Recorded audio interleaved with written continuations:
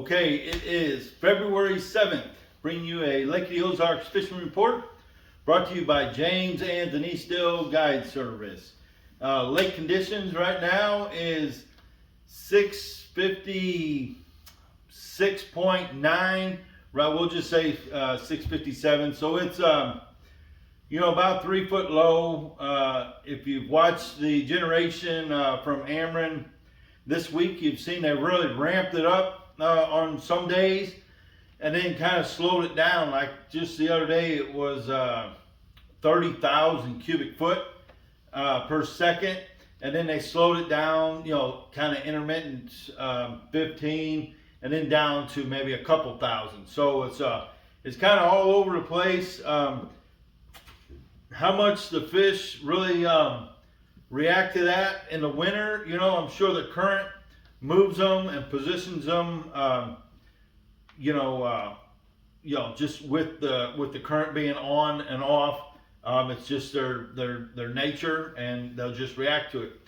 Shad will react to the current, along with the bass and crappie and everything else.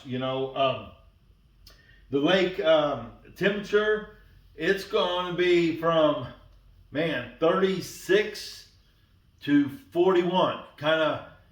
Depends on different creeks. Believe it or not, Denise and I were out yesterday. We put in at Hurricane Deck Bridge, and from Hurricane Deck Bridge all the way down to Lynn Creek, we broke ice, and which makes no sense because it's been in the 50s every day. It's been nice, sunny, clear water all day, each day, and then for whatever reason, that stretch there by Hurricane Deck freezes up. And I ain't talking a skim. It was a half inch of ice. One of them rock barges had went up through there, so we could just kind of idle down where he had just been. But I was really surprised that we still had ice. We went down, and then headed down towards Racetrack, Tantera, and made it almost all the way down to the Glaze Arm fishing. Just picking random creeks, jumping in them, fishing them, jumping back out. We're looking for shad. Obviously, right now, if you find a big wad of shad or a big presence of shad in any creek, I don't think it matters where you're at. If the shad are in there, the bass, the crappie, the whites, I'm sure the cats are in. Everything's in there with those shad. That's what they're feeding on right now. We've been fishing quite a bit here lately, last 2 weeks, and we'll be honest, here we've been doing a lot of crappie stuff. Any of the trips I've had have been crappie. You had one, a couple bass, but it was more electronic related. But we kind of really been leaning on them crappie. They've been so good. I ain't gonna say easy. Some days are extremely easy. And other days, you'll see the wad of crappie. I mean, hundreds of them. And you'll bring your crappie jig through there or your little swim bait, and you'll catch 1, 2, and the first couple, they fire out of that school, and they bust that, and you're like, all right, here's the school. We'll sit here and catch our limit, and that's it. You catch 2 out of there, and they just clam up. It's really, really odd how they do that. I'm not so sure they're not some of these that we've been beating on a lot in some of these creeks, especially down lake, mid lake. I'm really thinking they're feeling these vibes and this, I don't know what you'd call it, vibration, sonar wave, whatever, from the live scope or whatever brand forward facing sonar you have. But I'm definitely seeing them keening in to that a little bit. Now some days it doesn't matter at all. You can get right on top of them, point right straight at them, and they bite. But some days, for whatever reason, they either shy away from it, or we've been having to chase a lot of crappie. You'll see them, and they'll be, 30, 35, 40 foot out in front of us. We'll cast on them, shine on them with the live scope, and then they start moving.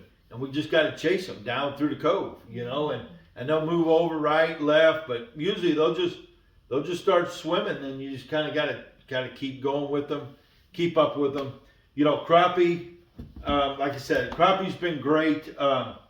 What have we been throwing there? It's just Kitech Easy Shiner is what that's called, and we either throw it on a 16th ounce head or an 8th ounce head, and throwing it on 6-pound monofilament line, you know, and then just on our spinning rod and reel, obviously. We like these little sharpshooters. B&M makes a sharp, it's called a sharpshooter, and it's great for shooting docks, but it's also great for just casting, especially when we start catching bass. You know, it's a pretty beefy little rod. I don't know, we really start using that a lot. We've got some other ones we use too, you know, but that's kind of our little go-to. Hers there has got that high vis line on it. You know, a lot of times when we're shooting, and you shoot that jig in there, and it's sinking real slow, that high vis will really help you detect just the slightest little tick of a bite, or that line kind of goes slack, you know. But really, honestly, we haven't been doing a whole lot of dock shooting. No. It's been open water, you know, and then, you know, the open water crappie have been the best. Yeah, and about the rod, the nice thing is the setup does enable you to not only use it for casting, but then also when you do need to shoot the docks, it also has great bend to it, and does a great job that way. So it kind of, I think it kind of doubles your I guess value, or doubles as, it's just great that you can the use usability it of a rod. Yeah. You can open cast or shoot with it. You know, when the crappie have been getting a little finicky on us, which they have a few days, I've resorted to the old bobber. It's just a small little bobber, and you can see I got about 3 foot of line, 3.5 foot of line, and a lot of these crappie are suspended down there, I don't know, from 4 to 8 foot of water, and I'll just put a little 16th ounce head, and this is that electric chicken. Yeah, remember I said funky chicken. It's not funky chicken, it's electric chicken. But that little electric chicken or blue ice, anything, and you throw it past your wad or your school of crappie, and just reel that thing along. If there's a little breeze and a little ripple, this is deadly. And you can just bounce it, you know, with the waves. It just moves, and you get about to where your bobber gets to where that school is, and then you stop reeling it, and then this thing's out here, and then it pendants down real slow and lays right over the top of them crappie, and just kind of moves with the wave action. They can't stand it. If you can't get them by moving or swimming through them, we'll resort to this little setup, and you can catch them, you know, and you can sit right on top of them and catch them. It's kind of one of my favorite ways to fish farm. They just it's just so effective, you know. Obviously, if we can throw a little swim bait through them, cover a lot more water, catch them a little quicker. This is a little slower. Sometimes it's a little tricky to cast with that long leader on that bobber. You know, you kind of got to throw it, and whatever, you know. But that's a great way to catch them if it slows down on you. You know, obviously the stick bait, the little not the Lucky Craft, the Mega Bass 110 plus 1, and basically it's just a smaller version of the 110. It's a junior. It's a junior, yes. It's this one right here. It's got a little deep diving bill on it. And it's a little smaller profile. Been working real good for crappie and the bass. But I've been throwing this a lot for the crappie. Same deal. If they don't want to chase the bait or run after it, you can jerk the jerk bait down to them or right above them and just stop it, you know, and just let it sit there and not really twitch it hard. Just barely twitch it, just a little pull almost. Right. And that seems to get some of them fish to come up out of that school and grab the baits. Yeah. So that's kind of basically the 3 things we've been doing for crappie. That's perfect. What else are you going to say? Yeah. You know, that's basically the crappie a lot of open water schools still anywhere, just any major creek, just go maybe halfway back. I've just been just idling along with my down image and just watching. When I see a school of shad, or not shad, crappie, you know, I'll just stop, spin around, drop my live scope, find them, and throw right at them. So that's basically all we're doing for the crappie, and it's been really good. Keep in mind, if your bait's not getting where the fish are, you've got your suspend dots and you've got your suspend strips for that weight. Yeah, we'll talk about that for bass, but yeah. Yeah. But yep, so that's the crappie basically. You know, if you do want to shoot docks, we seen a dock today that I even told her, I'm like, I've never seen that many crappie under one dock. And I kind of think it was because they were pulling a lot of current at that time. And you know, I just said, I don't know if they react to that current. These fish were just out of the main lake on like the first big dock, just around the corner, obviously out of the current, and they were just hundreds of crappie underneath there. And we played with them, shot in there, we cast in there, and caught them. There was a lot of small ones, oddly, you know. But either way, we shot some docks, you know, caught a few like that. But I don't know where I was going with that. Anyway, so that's the crappie, and I don't think it matters where you're at. Up lake, I'd say up above Hurricane Deck has been a little slower crappie, and the ones we're catching are smaller. Now you get down lake, the Glaze, you know, Tantera, the Glaze, all the way down Buck Creeks, the lower end up to Gravois, maybe up to not quite to Coconuts. Any of them big creeks have been the same, and the crappie are great. They're giants out in these schools out in the open. So if you're coming down, do one of those three things, and if you have to, take a bobber and put you a minnow on there and drift that minnow, and that you're definitely going to catch them. But we don't use minnows; they're kind of messy and don't seem that to be necessary. So bass. Now bass, we'll be honest. This last 3 weeks? 3 weeks has been really tough on us. You know, obviously there's some guys, I mean, catching them, and you can either really get disgusted and not go and give up on them, or you can be bound and determined to figure out what is going on, why we're not catching them the way we normally can catch them. So that's what we did this week. Obviously, we've been catching some on a little swamp bug, little crocodile swamp bug. It's a cold water bait, really, really slow. You know, working it down steeper, little channel banks, rockier banks, stuff like that. That's how we normally catch them, and we can catch them in the winter like that, no problem. You know, we'll throw a little finesse jig, the little Ozark crawl, a little spider jig with a little ring crawl in the back on this exact same banks, bigger, chunkier rock, and catch them. Now, the last 3 weeks, I don't know what the deal is, at least for us, but we haven't been able to catch them like that. So the last few days, we just switched it up, and we put down our bottom baits, and we stuck with moving baits. So Denise was throwing this new, well, it's not new. New to her. New to me. Little Demiki rig. What is that? Show them that. Yeah, this is VMC makes the Neon Moon Eye jig head, and it's a great big eye, big profile. Really does help you.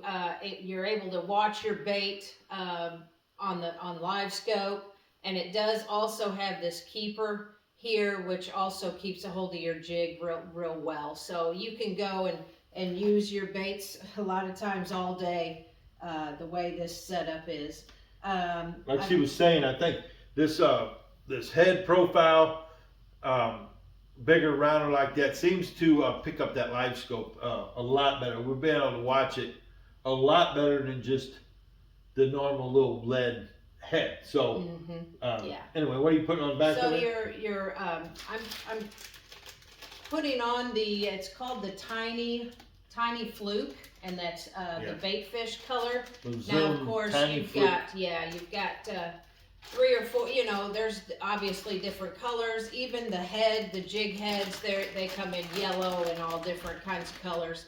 I just kind of went with a more natural color, and then I've got it set up here. I've got it set up on a spinning rod, because you're looking at finessing this bait. I've got it on, I have 20-pound braid with a 10-pound fluorocarbon leader.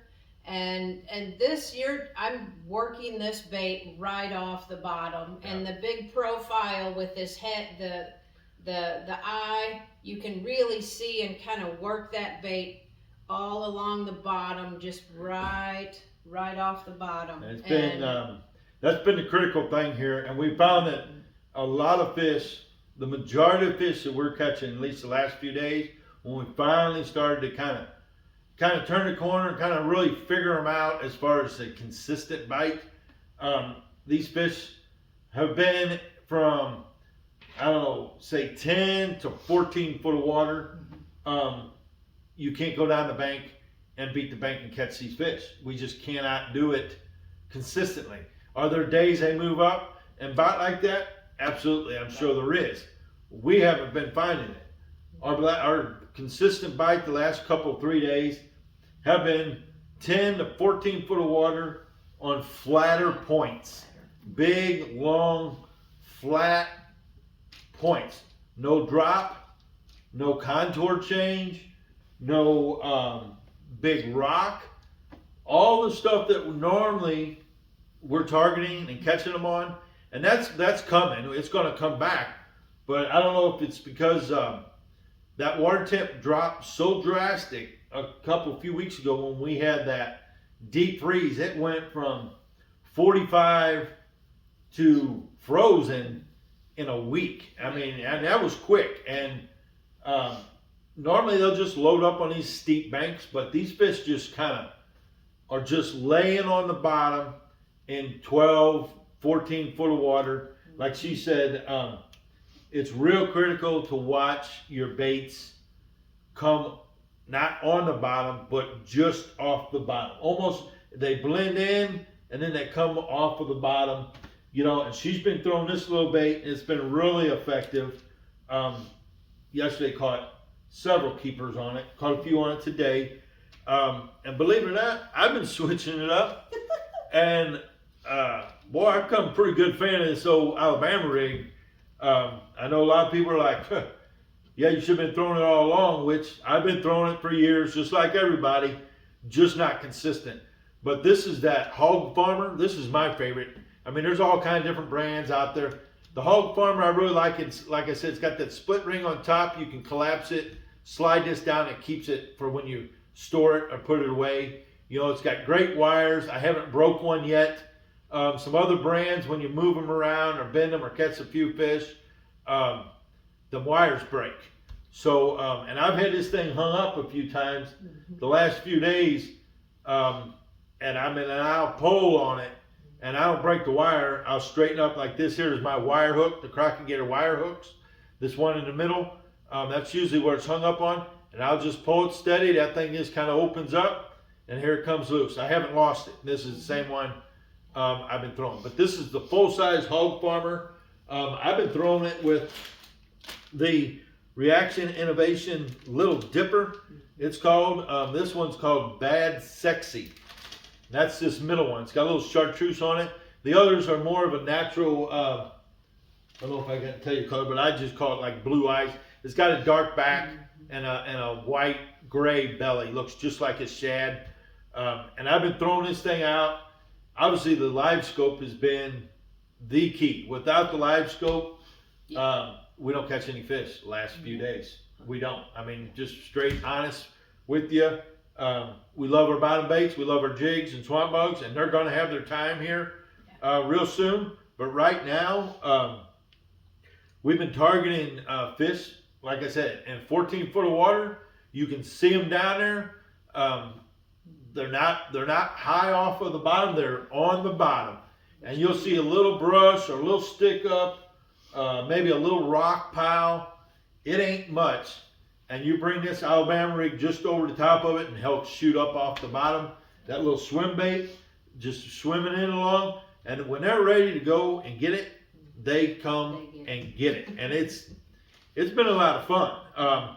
So a lot of you throw this Alabama rig a lot. And I've started throwing it quite a bit here the last few days. I'm gonna throw it as long as it's effective, the most effective bait to catch them. I'm gonna throw it. But here in I don't know, I'll say a month. We're what are we? Early February. Yeah. So early March, you better believe I'm gonna have that jig in my hand and I'll catch them. But until that starts coming on a little more consistent, I'm gonna throw that Alabama rig and this little swim bait. Where's that junior? Oh, here's another one I've been playing with too. The full-size hog farmer, I've been throwing in on 50-pound braid. Okay, nothing finesse about that. Now this Flash Mob Junior, this one I'm throwing on 20-pound fluorocarbon. It's a smaller bait, smaller profile, more open water, not getting it in the brush, throwing that fluorocarbon. But watching it go down, bringing it above the brush pile, above anything I see on the bottom that doesn't belong there. A lot of these fish, if you're looking at them and you're not sure, you just leave it on the live scope on it. You watch, and that thing will move a little bit. If that fish moves and starts, he's caught. You can throw in there, drop it down there, and bring it over the top of them, and they're gonna come out and bust it. So. That's been a lot of fun here. I have one. I didn't have my scales because I had them both out playing with them the other night, and I didn't put them back in. But I have one yesterday. He was well over 6, just a big, healthy fish. And then we caught several other keepers. I think we counted 20 keepers. And for the winter, that's extremely good right now. That was the best day we've had all winter. Today we went out again. We were overdue. Yeah, went out again. Tried the same thing on a couple other spots. Wasn't very good. I guess we caught a couple, and then we went back to a couple other creeks where we had caught them, and caught them again in them same creeks. And the one big thing, like I said earlier, and we both agreed that when you got back in there, there was balls of shad everywhere. Big balls, small balls, birds. Obviously, a lot of birds give it away. And when them birds are in there, them shad are way up high in the water column, obviously, because they're waiting on them to be close enough to the surface they can dive down and grab them. Seen a few dying ones. Seen a couple of them great big gizzard shads. So everything was right in them conditions. The creeks we went into that we thought would be good, it was just blank in there. There was no shad, very little crappie. There just was no food in there, and obviously as a result there was no bass in there. So obviously the shad is the key right now. You find that, and you better throw something that looks like a shad or imitates a shad right now. Until them crawfish start moving, and usually what it'll take is for them to draw that lake down real hard. They've been fluctuating it 6 inches, a foot. That ain't enough to do it. They need to pull it down 2.5, 3 foot all at once, and that'll get them crawfish coming out and getting shallow, and then them fish are gonna move shallow and feed on some crawfish. So at least that's our theory on it, and it seems to be pretty consistent and work. Another little bait we've been throwing just to get bites is this little shorty by Crappie Gator rigged on a little 3/16 ounce shaky football. Kind of the same rig she's throwing it on, 20-pound braid with a 10-pound fluorocarbon leader for that. Very sensitive. You can feel everything it's doing. When a fish picks it up, you're going to feel it. So real important to load it up with braid and then a fluorocarbon leader. As far as area of the lake, we fished Buck Creeks today, and did pretty good. So a lot of crappie in there. Down 4 mile marker, we were in there today. One of them big creeks, caught them pretty good, pretty consistent. And then the last few days we were kind of around the Glaze, Tantera area. And like I said, the other day we were going to kind of go up the river and check it out, but it was ice and we were breaking ice, so we went down and ended up down around Tantera, I guess. But basically what I'm getting at, the bites was pretty consistent, the exact same scenario as far as for the crappie, for the bass, you know, and I don't look for any of that to change. I'm going to say 2.5, 3 weeks. I'll say 3 weeks. When we break into March, the 1st of March, okay, we got a couple things going on. Obviously, the water temp should start creeping up, but more important is the long days and the more sunlight. And that's what's really telling these fish that spring's here and spring's coming, and it's time to start moving, maybe looking at some of the spawning areas, maybe some banks with a little pea gravel mixture.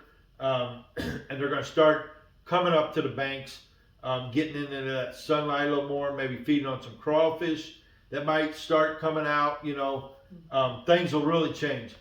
Little crankbaits, a lot of things will change in 3 weeks. For the next 2.5, 3 weeks, I don't see a whole lot to change, you know. Now once we get into March, then we bump up from a consistent 42 to 44, everything changes. And then when we get 45 to 47, even there's a lot more fish on the bank. Stick baits, jigs, swamp bugs, you're going to be able to catch them. Obviously the other baits are still going to catch them too. The Alabama rig, stick baits, whatever, swim baits. But you'll be able to change up and maybe do a few other things other than just those. You know, obviously as soon as I can feel like I can catch them consistently on a jig, I'm going to be throwing that jig. You know, they're going to be big fish. May not be a lot of them, but they're going to be big ones. So either way, for the next few weeks, not a whole lot's going to change. Let's see, I don't know what else we can really tell you. Pretty simple. The only thing I would say is, where's my stick baits here? Like the stick baits, you know, them fish are down there and I don't know, 14 foot of water or so, and you can't get the stick bait down there just out of the package. So obviously we've been weighting them. You know, there's a lot of different ways. You know, you can wrap lead wire around the hooks. I'm not really a huge fan of that. I really like these suspend dots. And all they are, they're little lead dots. And you got a lead strip and it's perforated, you know, for the round circle. You can peel one out at a time and place it on your bait wherever you want it to get it to suspend how you want it. We're wanting these baits not necessarily to suspend and go down. We're wanting them to get down to the bottom, get down there pretty quick because that's where the fish are. And we haven't been able to get them really come up aggressively, you know, that 6-8 foot off of the bottom. They only want to come up a couple foot. So we've been weighting them towards the rear end of it, if you can see that, mid to rear end of that bait, so it comes down like this, sinking tail first just a little bit. So when you twitch it, you're coming up a little bit and then it comes back down and it's going up and not digging into your bottom or digging into the brush. I want to drop it to that brush and come up. At least that's how we've found the last few days to get down there and catch a fish without getting hung up. So I don't know, that's why we're doing it. I'm sure there's 100 different theories and different ways to rig it. Whatever works for you, keep doing that. So those suspend dots are really good for that. I know some guys have put them on the sides, but then you're kind of messing up your color or your look. But the bottom seems to work the best. And the suspend dots are small enough you can add them without it sinking extremely fast, but you can add a half of one, so that thing's sinking at the rate or speed that you want it to sink. So that's the suspend dots. You know, I don't know whatever other brands, colors, you know, just your natural stuff. Tell them a couple of the colors here. You got Edo Natural is a fave. Spawn Cherry, and then your Wakasagi have shown results. So, yeah, Wakasagi. Yep. Your pearl, your blue, your pearl blue, just your standard colors. You know, some days obviously your clown color. We've talked about that. If it's a little overcast, a little dirtier water, there are a little bit as far as clarity. You know, your lower lake, it's extremely clear, like clearer than normal. You know, up lake. When I say up lake, above hurricane deck, you got the right color, but it's, you know, it's 35, 37 degrees. Cool. Not a whole lot going on, you know, but that little bit of off color, something with some bright color to it works. If it's real cloudy, a day, the ones with the chartreuse on it seems to get a lot of bites, a lot more bites, if it's cloudy and overcast. So, I don't know, the stick baits is definitely opposite of my jigs. You know, my jigs, I don't get too crazy with my colors, but the stick baits, if you're not catching them, you need to switch colors. And if you're not catching them doing whatever you're doing in an hour and a half, 2 hours, switch it up. Do something different, because the fish are biting if you're fishing where they're at and doing what they want to do. You cannot, especially in the wintertime. Yeah. It's different than when that water's up, you know, 55, 60. You can get a lot of reaction bites. You can get a lot of, you know, a little bit forgiving as far as what you're doing, because the fish are so aggressive, and they'll chase and they'll do this. In the wintertime, it's totally different. You got to give them exactly what they want, and sometimes you got to mess with the same fish several minutes before you see what he wants to make him come up and bite. You know, and color, movement, the action, the speed, even vertically jigging above him. You know, you got to do a lot of different stuff in the wintertime, and obviously it's really, really important to be fishing in the right area, doing the right thing, because we're fishing so slow. You know, you can go out there and spend 4 hours and not catch a fish, you know, and obviously if you're doing the same thing over and over and not catching the fish, guess what? You got to change, you know. And you know, we finally did that a few days ago, and it made a world of difference. You know, last few days, we've caught good, consistent fish. So, man, other than that, we ain't got a whole lot else. Only one other thing, on Saturday mornings, 8 a.m. to 10 a.m., it's the outdoor show, and it is on KRMS radio station down here. It don't matter where you're at, St. Louis, Kansas City, Colorado, it don't matter. You can get on KRMS radio, live stream it. And Bob Rankin, Darren Kime, and then radio DJ. And I should know his name. It slipped my memory right now. But either way, tune into that. They are putting out some really good shows. They've got different guests every week. They talk about, you know, obviously fishing, the crappie, the bass. They'll have different guests in. A couple weeks ago, they talked about trapping, talking about hunting, deer hunting, turkey hunting, duck hunting, like I said, trapping, obviously fishing. And then they have a golf segment after the fishing. The fishing usually goes long.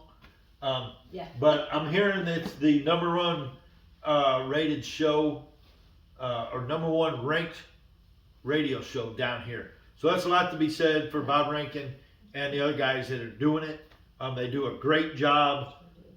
So Saturday morning, if you're not here at the lake, or if you're here at the lake and you're fishing, tune into that by your phone or tune in at home. The fishing expo is this weekend. And listen, yeah, there's a fishing expo in Camdenton at the Camdenton Community Church. I believe it's on 05, right? And it's been going on for a few years now, and Steve's done a real good job, and it's a really neat event. A lot of local vendors, and a lot of different vendors. Fishing Tackle, Fishing Expo it's called, and that is this Saturday. This Saturday, 9 to 2. Yep, this Saturday, 9 to 2 at the Camdenton Community Church on Old State Highway 5 in Camdenton. So if you ain't got nothing else to do, come on down and go to that, and maybe get you some tackle or talk to some people, visit, what have you. So and they're having the radio show there. That's right. The radio show this week, the outdoors,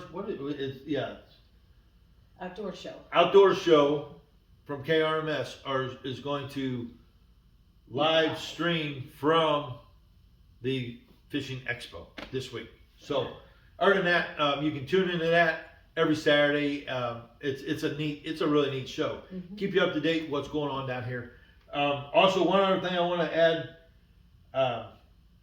was the switching over to the James Dill Guide Service on YouTube. If you get on YouTube and go to James Dill Guide Service for the YouTube fishing reports, we'll be switching them over from Crocodile to the James Dill Guide Service. It's going to be kind of a slow process, but the sooner you get on there and subscribe to that, the sooner you'll get an alert that we put up a new video. So just want to remind you of that. So anything else you want to add that we need to add? No, be safe, dress in layers. Yep, I mean the temperature's been incredible. The weather's been 55, 60s, just beautiful weather. Great time to be out. We've seen 2 other boats today, I think, and any given day you'll see 2, 3, and they're just fishing boats. Every once in a while you'll see a work boat out there. And it's a good way to, of course, enjoy nature. We're seeing the eagles, we're seeing ducks, and we're just, enjoying. We saw some deer today by the bank, so it's just quiet. It's real quiet down here. It's just a neat time to be down here on the lake, especially if it's going to be 55, 60 degrees. You might as well come down to the lake because this is where it's at. So other than that, thanks for tuning in. We'll try to keep you up to date a little more often as we move into spring. We'll be doing a lot more often, and then that's also why we're switching over to YouTube James Dill Guide Service. We're going to have a lot more things, more in-depth fishing, some out on the water. We're going to cook some crappie. We're going to fillet crappie. We're going to do a lot of different things that I think a lot of people are interested in or asking about, and rigging boats, setting up electronics, just a lot of different things, a little more detailed oriented to that subject other than just a big fishing report. So we tend to go a little long with these sometimes, but we got a lot of info and we want to get it out to you. So when you come down here, you can catch fish and maybe have a clue or an idea where to start, what to do. So right now, I'm gonna say the best bites midway back in major creeks. And like always, are there fish out on main lake points? Yep, there's some out there. Secondary points, yep. Steeper bank, they're all over, but the most consistent has been midway back in major creeks and 12 to 14, 16 foot of water right now. So that could change any day. I don't see it changing for a couple weeks. So, other than that, like I said, appreciate you tuning in. If either one of us can help you on the water, I do a lot of electronics trips, for Garmin. I'll set you up your Garmin graphs, give you a little brief setup on your live scope, so how to use it, what you're looking at, how I have mine set up, what different things look like on it, we can do that fairly quick, and then use it, and then go ahead and fish. So like I said, we're doing. We've got plenty of openings right now. We're not crazy busy right now. If everybody knew it was going to be 60 degrees every day, you could book way out in advance. Right now, it's pretty quick. Someone will call on Monday and say, "Hey, you got open Wednesday, Thursday next week," and we can take care of it. So either way, give us a call, 573-204-9005 for me and Denise.